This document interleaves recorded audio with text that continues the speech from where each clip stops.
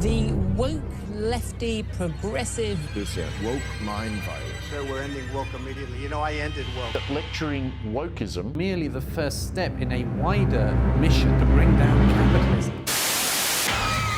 Yes, it's woke. It's taking over the world. It's going to destroy capitalism, but also it's dead. I think because it went to Florida, which is where woke goes to die. Florida is where woke goes to die. Woke politics has taken over the world. So what actually is woke? Nobody loves woke more than I do. Wokeness will make America great again. Thank you, Ohio. Thank you. Thank you. Question, could you define woke? Woke?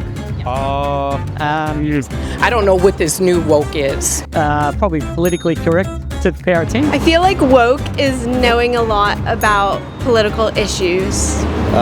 Someone who's sort of with the latest vibe, with the latest in crowd. I would define it as a negative connotation on people with liberal views.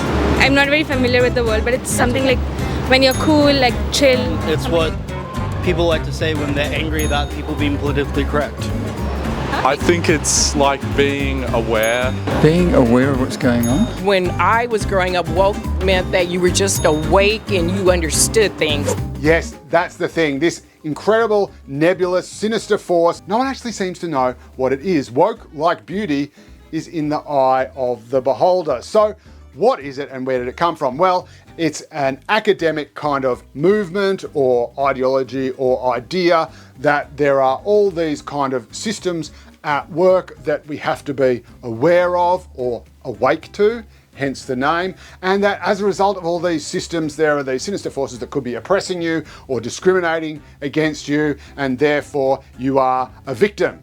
Now, the problem with this is that this means that anyone who's not really oppressed, and probably if they're at university and engaging in this kind of debate and discussion, actually very, very privileged, thinking that they are the victims of things and that this deserves more attention and this deserves remedying. We have some of the worst disadvantage in Australia between Indigenous and non-Indigenous people. Appalling conditions that people are living in some Indigenous communities, appalling outcomes in terms of education, health, employment, you name it. And yet at the same time, we've got people on university campuses lodging complaints with the Human Rights Commission because they found some non-Indigenous students using an empty computer lab that was meant to be for Indigenous students.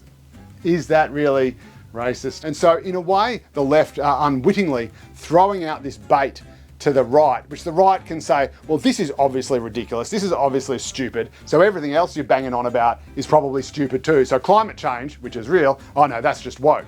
More recently, it's been used as a criticism from the right against anyone they disagree with, anyone they don't like. Being aware of what's going on and being connected to the world is now an insult. I feel like the word woke is becoming weaponized by the right to shut down any kind of constructive debate. And so these two outraged, triggered forces just go at each other, screaming at each other, and everyone in the middle kind of just puts their heads down. But the problem is they make all the noise and that takes up all the bandwidth. And so what have we seen in the election of Donald Trump? Again, by getting obsessed about him and obsessed about his character and what he said and what he did, instead of actually building a decent government and making life better for all the working class Americans who ended up voting for him because they were economically worse off. The biggest issue in the US election wasn't woke, it was the economy. It was the fact that Americans had their incomes going backwards. But both sides, well, we're not quite talking about that. Of course, Trump is out there selling out, he's fix the economy, do everything, you know. I'm a fixer. But at the same time, he's going to kill woke. He's going to kill woke dead. And at the same time, of course, the left is falling for all this stuff. So that is what we all have to think about in the lead up to this Australian election. Now, already, Peter Dutton, he has tried to make this about those kind of red meat, woke culture war issues by saying, oh, by the way, I'm going to get rid of everything except the Australian flag at all my press conferences. The fact that he felt that he had to say it and spell it out means that he thinks that this is going to be the sort of issue that will energise people and say, yay, Peter Dutton, he's Australian, he loves Australia, I'm Australian, I love Australia, I'm going to vote for him.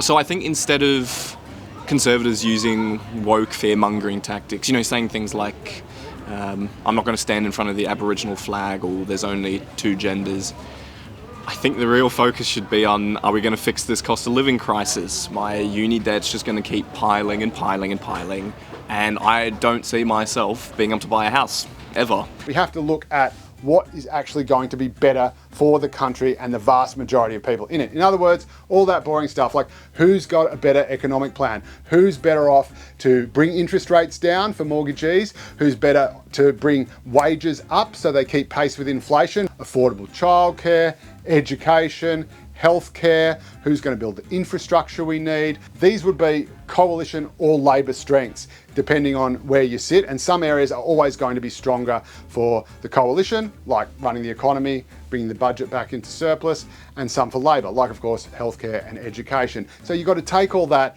into account and think, right, what is going to be better for me? What is going to be better for the country? And I'll tell you one thing, it's not who's standing in front of an Australian flag.